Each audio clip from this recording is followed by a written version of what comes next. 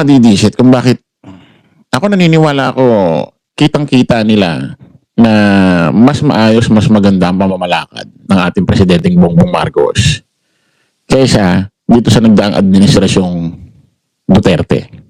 Alam naman nila yan. Kaso, ayaw lang talaga nila kay Pangulong Bongbong. Yan ang nakikita ko doon eh. Yan ang nakikita ko doon.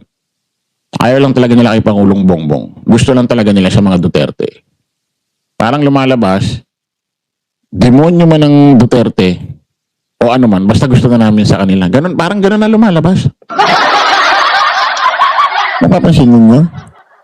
Oh, Erica Bartolome, lumalabas. Wala na silang pakialam. Parang lumalabas, wala na kaming pakialam. Kung nagnakaw si Sara sa DepEd at OBP, basta gusto namin sa kanila. Ganun na eh. Wala kaming pakialam. Kahit si President Bongbong Marcos, mas magaling sa Duterte. Mas maayos ang kanyang administrasyon. Mas nagtatrabaho, mas tahimik. Basta ayaw namin sa kanya. Ganun na lumalabas.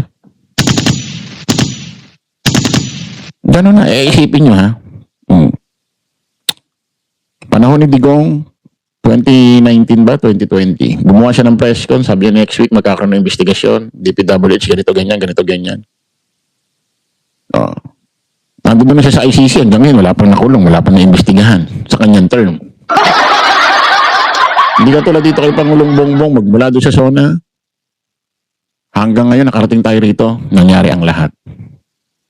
Naiduktong nga lang yung korupsyon ni Duterte ng kanyang panahon. Dito, naiduktong lang. Pero natigil. Dito na nagsimula, dito na nagkabunyagan. Real to, kung hindi naman dahil kay Pangulong Bongbong Marcos, di naman natin malalaman din lahat ito. Diba? Di natin malalaman to lahat. O ano pa? Naalala ninyo, yung unang ombudsman, panahon ni Digong, na naduktong pa rito yung kanyang term. Kasi 7 years yan eh. Ang ombudsman, mas mataas ang term niya kaysa sa presidente. Ang presidente, 6 years. Ang ombudsman, 7 years. Sino yung matanda? Hindi mo lang ginawa. Sumahod yata ng 7 taon yung tukmol na yun. Nagpalamig lang yata. Sininghot lang yata ng sininghot yung aircon doon sa kanyang opisina. Sino yun? Si Ombudsman... Sino yan? Yung mukhang ugod-ugod. Yung maraming puti ang buhok. Tingnan mo, ang hirap mo tandaan. Kasi nga, wala kang ginawa. Hindi ka tuloy tumatatak sa utak namin eh. Oh, Martires. Ito, hirap na hirap akong tandaan. Kasi nga, walang ginawa itong hayop na ito. Hindi ka tuloy tumatak sa amin.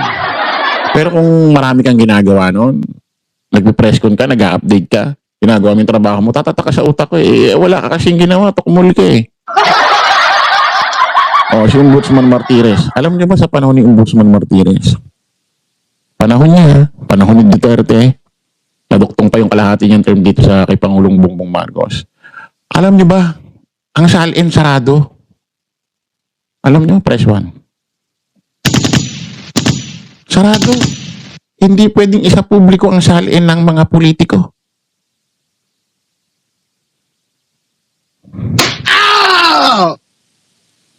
Ay, alam naman natin kaya nila sinarado yon para sa Duterte family. Kaso nga lang, pagka ginawa mo yun, mapoproteksyonan mo na rin lahat. Hindi naman po pwedeng sarado ang salin ng Duterte at ang ibang politiko bukas. Hindi pwede yun. Sinarado, hindi pwedeng sa publiko. So, obvious na masyado. Isipin nyo, walang nangyaring investigasyon sa DPWH kahit pinangako ni Digong. Sa flood control anomaly, kahit pinangako niya, walang nangyari. Wala man lang napakulong na politiko na korap. Kahit taga DPWH, wala man lang nakulong. Meron pa napalaya si Gloria. Tapos ang salin sarado, hindi pwede makita ng taong bayan. Ngayon lang natin napagtanto. Pinoprotektahan lahat ni Digong ng korap. Pinoprotektahan ng kanilang administrasyon. Eh dito, bukas ang salin. makikita natin. Nagkaroon ng investigasyon sa flood control anomaly. May nakulong na, ang dami na, at may mga makukulong pa. So, kitang-kita ang layo.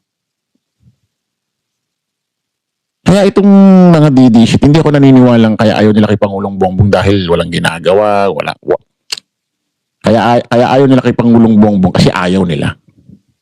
Yun na lang yun. Depende na lang siguro yung iba dyan, bukas ang utak, mamulat at bumalik na rito sa pagsuporta ng administrasyon kaysa sa pamilya Duterte o sa mga grupo ng mga DD shit. Mas okay dito, lahat. Ito talaga yung tinatawag na transparency, accountability. Malalamat at nakikita natin lahat. Di ba? Nakikita natin lahat. Nakikita mo yung tinago nilihim ni VP Inday Sara Duterte na 1.5 milyong piraso ng laptop. Dito lang din natin nalaman. 4 years daw yan. Yung 2 taon kay Digong, 2 taon sa kanya. Yung natutulog na pera sa PhilHealth na 600 billion mahigit sa administrasyon Duterte, dito lang din natin nalaman. Yung pondo ng DOH na ilinilipat sa isang ahensya ng gobyerno, pati yung Parmali, dito lang din natin nalaman. Lahat sinikreto yan dun. Dito natin nalaman lahat. Ano pa? Marami pa. So, nandito lahat, dito lahat na ibulgar. Ang baho nung nagdaang administrasyon. Tapos, porkit nabuking, sasabihin, kinakalaban ng mga Duterte, pinag-iinitan. Putik na yan.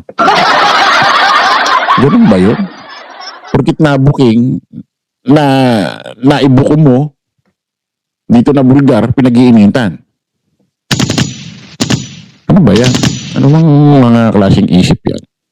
Ito mga kababayan, ito ang patunay na hindi lang si VP Inday Sara Duterte